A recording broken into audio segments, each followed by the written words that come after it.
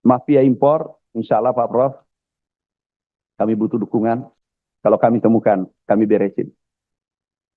Kalau aku tidak bisa beresin, aku mundur. Aku mundur. Selanjutnya, kami persilakan Saudara Menteri untuk menyampaikan jawabannya.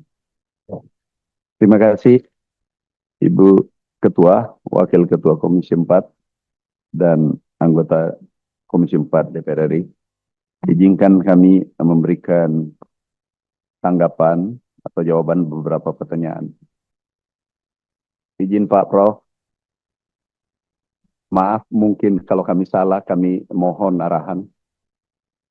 Ada kekeliruan dulu, kalau tidak salah saran IMF. Pertanian kita keliru. Tidak satu komando. Jadi seluruh penentu produksi itu bukan di pertanian seperti yang Bapak Ibu ketahui. Ini salah, tapi kita teruskan. Tidak satu komando. Salah satu contoh, pupuk tidak tersedia kemarin 50%. Pupuk untung 6 triliun. Pegawainya untung, nggak masalah. Tapi petaninya berteriak seluruh Indonesia. Izin Bu, sekalian kami jawab, sudah ditambah 100%. Pupuk sekarang baru 60% terserap. Pupuk nggak masalah lagi. Mungkin ternyata Bapak Ibu belum dapat, sudah 100% pupuk. Dan itu perintah Pak Menhan, juga usulan ke Bapak Pak Jokowi waktu itu, dan Presiden tegaskan lanjutkan. Kami bedah satu, bahwa ada kekeliruan kita di situ juga. Kenapa? Dalam APBN, anggaran pupuk itu rupiah, dolar, bukan kuantum. Tanaman itu butuh kuantum. Kelihatan sepele, tapi inilah yang membuat masalah besar di pertanian. Nah, maafkan, izinkan saya menyampaikan apa adanya. Disinilah kalau terkadang orang pura-pura tahu, ini paling berbahaya. Hanya satu kata, tapi menghancurkan petani Indonesia.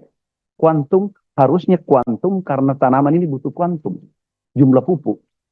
Begitu perang Ukraina dengan Rusia terjadi, harga naik 200, bahan baku 230%. Sehingga yang dikurangi adalah pupuknya menjadi 4,7. Kami sampaikan di ratas itu 5 kali. Pak, ini masalah. Alhamdulillah diselesaikan. Ini sudah selesai, Bapak Ibu yang bertanya. Sekarang pupuk berlebih dan tidak akan terserap sampai akhir tahun karena di Juni baru didistribusi sempurna. Dan itu PIHC. Ini kami kembali lagi bahwa kita tidak satu komando. Ada di BUMN. Kami tidak bisa mengintervensi. Tapi kerjanya di pertanian. Kemudian pertanian meningkatkan produksi. Petani sederhana. Sama Pak Prof, Pak Firman sampaikan. Petani sederhana, beri ruang untung. Pasti dia berproduksi. Tetapi off-taker siapa? Bulog BUMN. Tidak bisa kami intervensi ke sana. Sehingga ke depan ada pemikiran ini satu komando. Jadi Menteri Pertanian bertanggung jawab, kalau ada apa-apa, menterinya diganti. Karena satu komando. Jadi dari hulu ke hilir, itu tanggung jawab kepada satu komando. Inilah masalah besar.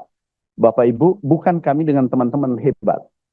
Kita impor jagung 2023 akhir 500 ribu ton. Alhamdulillah 5 bulan kemudian, 6 bulan kita ekspor. Ini ada fotonya. Tetapi harga jatuh 2.600. Dan seakan itu biasa. Padahal ini menghancurkan seluruh petani Indonesia, petani jagung. Nah ini Pak Prof dilema. Mudah-mudahan ke depan sistem ini kita perbaiki. Tanpa kita perbaiki, kita akan berdebat di sini terus-menerus seperti Pak Firman, saudara saya, sahabat saya dengan Pak Prof. Ini tidak akan berhenti. Kemudian selanjutnya, pendekatannya pertanian, intensifikasi, ekstensifikasi. Intensifikasi adalah Pulau Jawa yang sudah existing, 7,4 juta hektar. Jadi izin bukan 7,6, 7,4 juta. Ini kita intensifikasi adalah menggunakan alat mesin pertanian. Tidak mungkin kita maju dengan manual menghadapi dengan Thailand, India, negara-negara lain. Tidak mungkin. Ini harus bertransformasi. Dan kita mulai sejak 2016 periode pertama dulu, kemudian terpotong, anggaran turun 50%. pupuk turun 50%, kemudian anggaran turun 50%. Baru kita mencari kapan swasembada. Padahal yang kurangi anggaran dengan pupuk kita juga. Alat mesin pertanian tidak ada, sudah tua. Nah, ke depan ini pendekatannya holistik, satu komando. Izin Pak Prof, intensifikasi Jawa kemarin mobilisasi karena ada El Nino yang keras, kemudian luar Jawa ekstensifikasi. Kenapa dulu gagal? Kami dari sana, ini kami tunjukkan, stop. Ini kalau kita menggunakan mekanisasi, itu bisa menekan biaya 50%, bahkan 70%. Contoh, tanam dulu satu orang itu 25 hari. Tapi dengan rice transplanter, alat tanam, itu 4 jam 1 hektar. Kalau dulu adalah 1 hektar 25 hari. Nah, ini salah satu contoh. Kemudian adalah pengawat mengkritik. Pak Menteri ini tidak benar. Makin hari makin menurun jumlah petani. Justru itulah keberhasilan mekanisasi. Karena kalau ini menurun, berarti bekerja alat pertanian yang kita gunakan. Karena tetapi produksi kita harus tingkatkan. Nah, ini kemudian kita lihat kenapa Merauke kami evaluasi kemarin. Kita lihat kami 4 bulan, 5 bulan ini kunjungan kemarin ini sudah didesain sejak dulu. Tapi gagal kenapa? Tidak holistik pendekatannya. Salah satu contoh Pak Prof, kita mengolah lahan. Satu keluarga punya 10.000. Satu keluarga punya 1.000. Tetapi dengan menggunakan kerbau tradisional, pendekatan tradisional, tidak mungkin.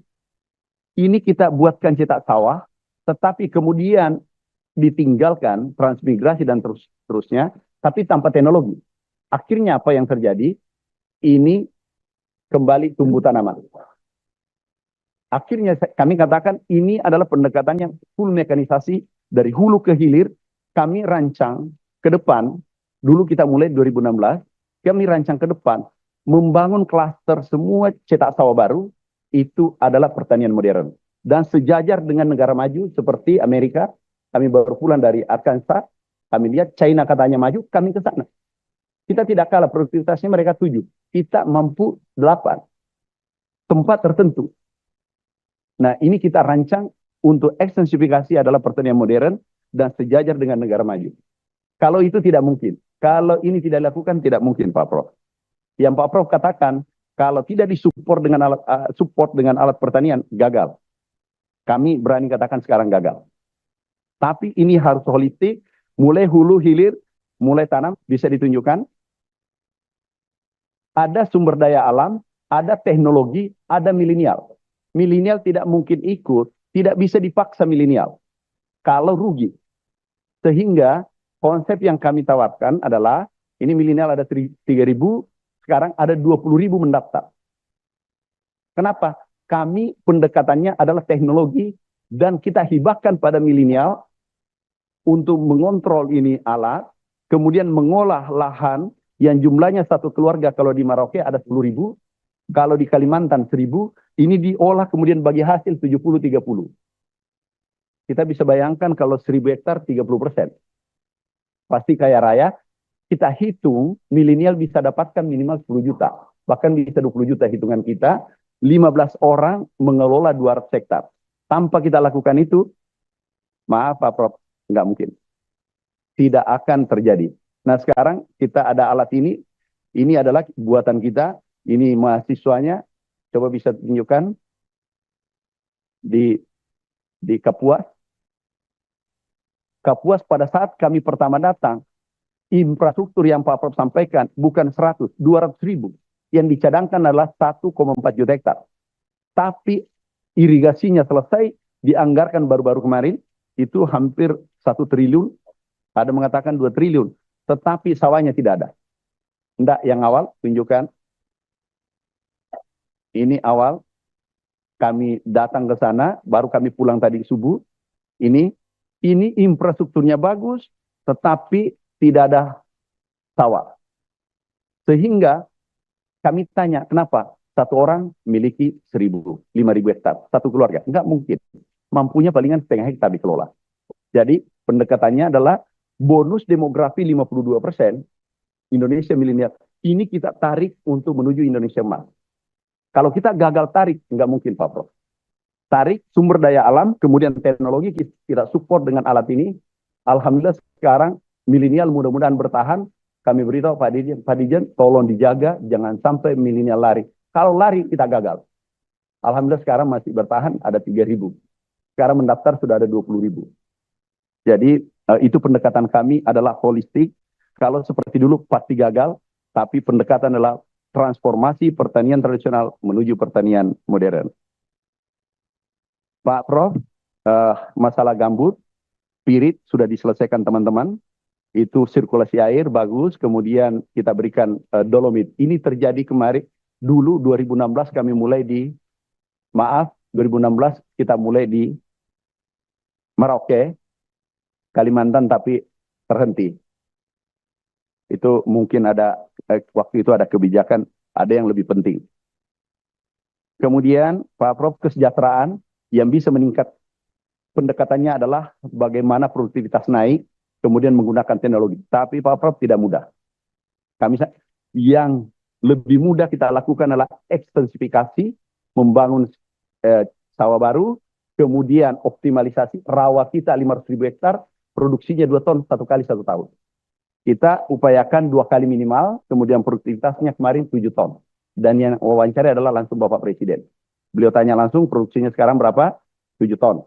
Beliau yang sebut, kemudian dulu berapa? 2 ton. Nah, itu disampaikan langsung. Bapak Ibu sekalian, lahan karena ada alih fungsi, kami tidak bisa pungkiri itu benar. Itu 100.000 itu benar. Sehingga solusinya adalah kita cetak sawah. Nah, lahan rawa kita ada 10 juta. Kami sekarang target sampai 1 juta hektar. Kemarin 360, kami kalau bisa 600, 700, tapi untuk sementara baru 360 anggarannya. Ini nanti produktivitasnya bisa naik seperti yang kita lihat di atas. Itu Papua Selatan, coba ini sudah 40.000 selesai. Alhamdulillah produksinya kemarin dilihat langsung Bapak Presiden, itu 7 ton hasil wawancara petaninya. Mafia impor, insya Allah Pak Prof, kami butuh dukungan. Kalau kami temukan, kami beresin. Kalau aku tidak bisa beresin, aku mundur. Aku mundur. Kalau kami temukan, kemarin maaf, mungkin ada, sampai kami diserang, dikira pencitraan. Kami pecat kemarin 4, direktur 2. Salah satu guru besar SMS dan Bupati, Pak Menteri, ini masih main-main di kantor. Aku beritahu tutup buku. Kami tidak senang membahas masa lalu. Tapi sekarang buka lembaran baru, ternyata begitu SMS masuk, kami panggil, 5 menit kami tanya, mengaku, sudah masuk Polda Pak Irjen ya? Sudah, mungkin sebentar lagi tersangka. Kami panggil, ini buktinya, ini SMS, kamu ambil uang, kurang lebih 10 miliar. Yang kemarin ini 700, kami dapatkan 800 ya. 800, minta maaf, ini saudaranya pangkatnya cukup tinggi, tapi kami minta maaf, saya harus pecat. Jadi insya Allah Pak Prof, kami sia-sia di sini kalau kami tidak bisa berbuat yang baik. Tapi kami tidak bisa berhasil swasembada tanpa dukungan Bapak. Komisi 4, kami tidak bisa tanpa Bapak. Kami tidak bisa. Kemudian mafia impor kalau dulu 400 kami masukkan tersangka masuk penjara. Periode pertama. Data BPS, izin, mungkin kita tidak berdebat lagi BPS. Kami sudah minta seluruh dirjen tidak boleh mengeluarkan data kecuali BPS. Supaya tidak lagi diperdebatkan. Karena mafia masuk di situ. Datanya mentang keliru dan seterusnya. Tidak ada. Kita gunakan data BPS. Izin pimpinan kami gunakan data BPS. Bukan data kementerian lagi. Jadi apapun data yang dipercaya adalah BPS.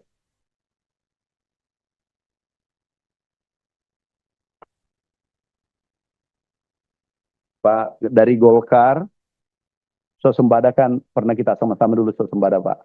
Bukan saya, Bapak, Pak Darori. Jadi banyak teman-teman di sini, swasembada dulu itu kita tercapai. Kalaupun serangannya bertubi-tubi.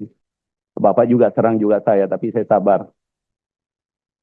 Nah, ini Bapak, kami refocusing kemarin, kami yang bukan dimarahi, dinasehati pagi-pagi. Jam 2 kami telepon Ibu Ketua tadi malam, karena kami ditelepon pasti ada sesuatu mau disampaikan.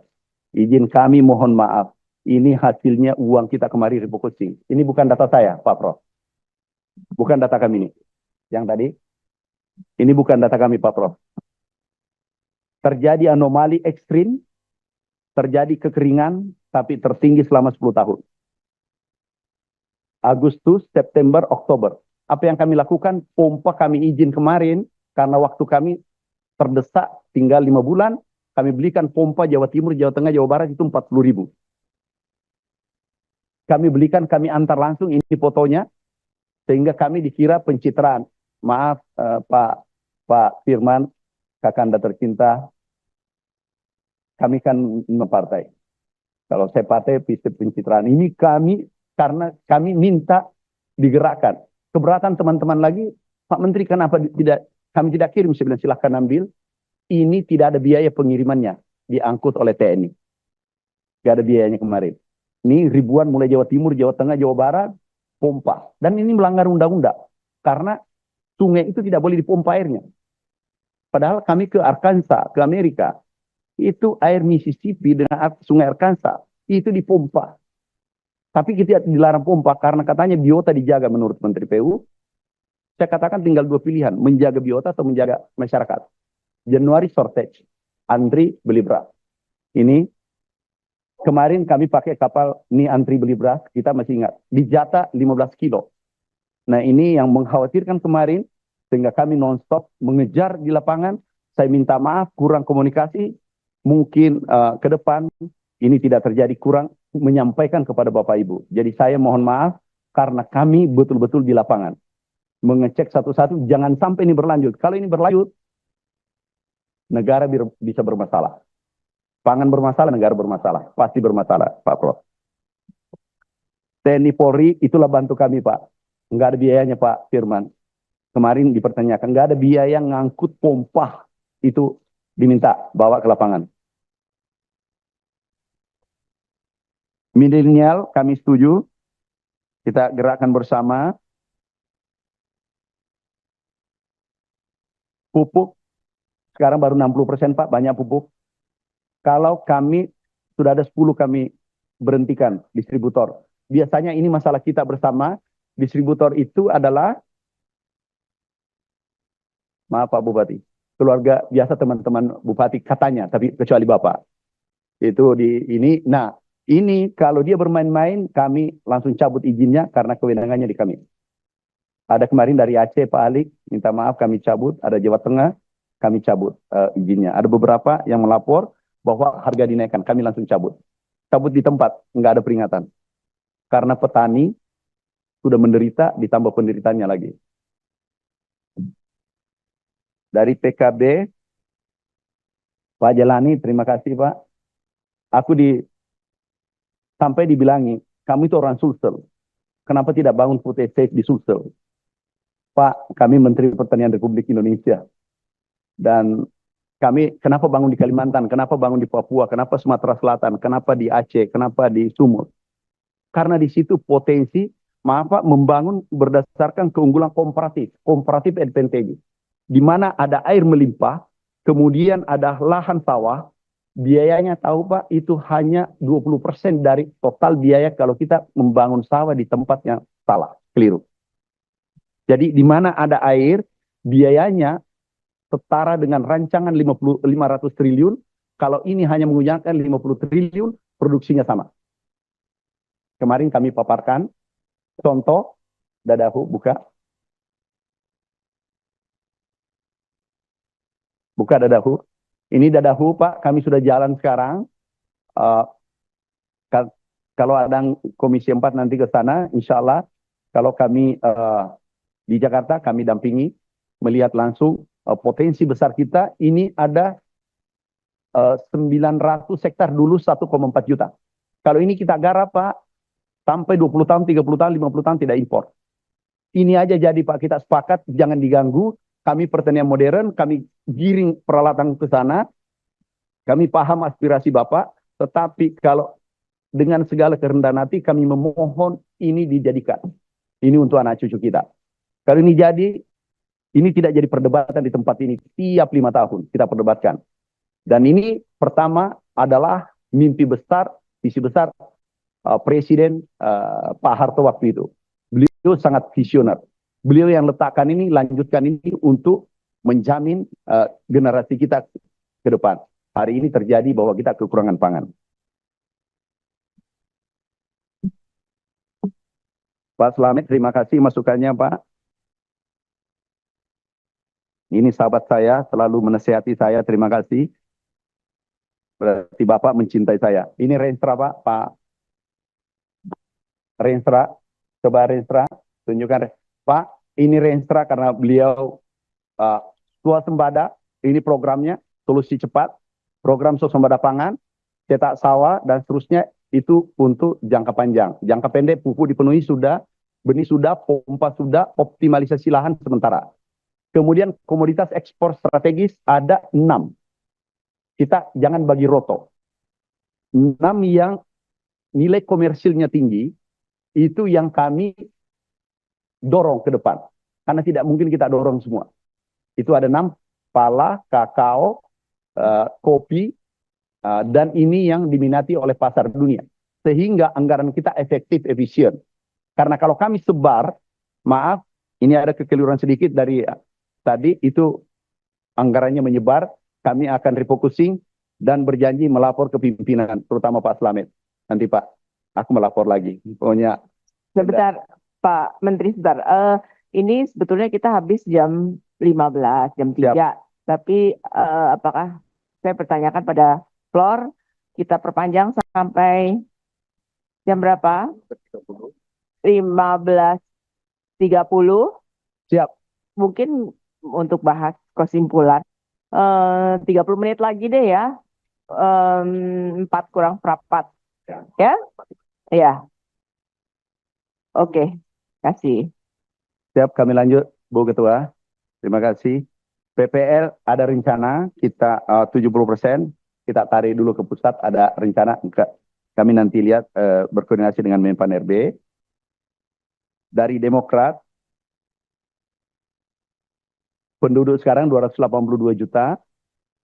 Ini kita siapkan pangan dari sekarang, yaitu 3 juta hektar.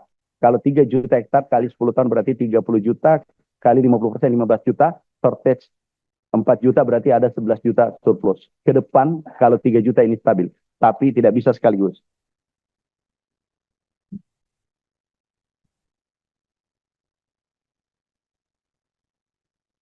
Anggaran Bu, anggaran yang 7,9 triliun memang tidak cukup. Dulu standar kita swasembada itu 32. Jadi bukan bahwa 6,9 triliun tidak cukup. Dulu kita, 34 triliun. Jadi itu memang tidak cukup. Kemudian ada produksi itu tidak langsung kalau cetak sawah, Bu. Butuh penyesuaian 1, 2, 3 tahun, stabilnya 4 tahun, 5 tahun. Karena produksinya biasanya pertama 2 tahun. Penyesuaian karena ada pirit dan seterusnya. Jadi tidak cetak sawah langsung produksi. Biasanya 2 tahun. Merauke dulu juga demikian. Bahkan tidak tumbuh pertama. Jadi anggaran 30 itu adalah cetak sawah, tidak langsung kita panen sekarang. Tapi mungkin ada panen tapi rendah.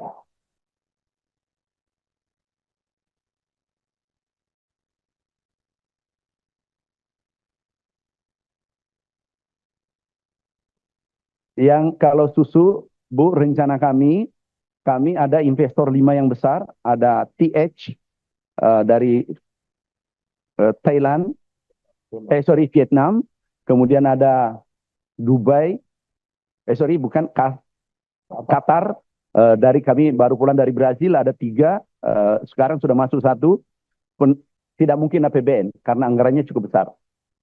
Nah kemudian ada juga tadi pertanyaan karena menghemat waktu, program makan bergizi, kami sudah hitung bahwa protein dan karbohidrat kita butuh itu ada pada telur, protein ada pada ayam, ayam kita surplus. Kemudian ikan juga, sayur-sayur, kemudian minyak goreng, kita berkontribusi pada dunia 58% dari sawit, karbohidrat, insya Allah mudah-mudahan kita bisa swasembada lebih cepat dari target. Semuanya mimpi kami adalah dipenuhi dari desa. Sehingga di mana ada dapur, kami membuat klaster, di sini kita dorong, di sana kita dorong, bangun sayur, pangan lestari kita beri nama, seperti yang ada sekarang. Jadi ayam, jadi apa yang dibutuhkan nanti, bahan baku oleh pangan bergizi, kita dorong pertanian, bahu membaku dengan Menteri Desa. Besok insya Allah kami dengan Menteri Desa ada anggarannya 15 triliun, kami kolaborasi karena anggaran terbatas Pak Prof, para Bapak Ibu sekalian. Besok kami ada 1.500 kepala desa, kami dorong di mana dapur berada, di situ kami dorong bersama kolaborasi. Dan perintah Bapak Presiden, beliau menyampaikan kolaborasi agar bisa kita capai mimpi besar kita, yaitu swasembada pangan. Terima kasih. Wassalamualaikum warahmatullahi wabarakatuh.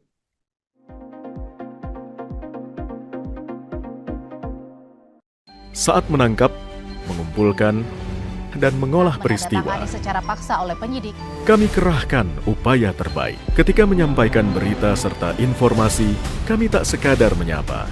Ada referensi, aspirasi, juga inspirasi yang menjadi misi. Sapa Indonesia di Kompas TV. Independen, terpercaya.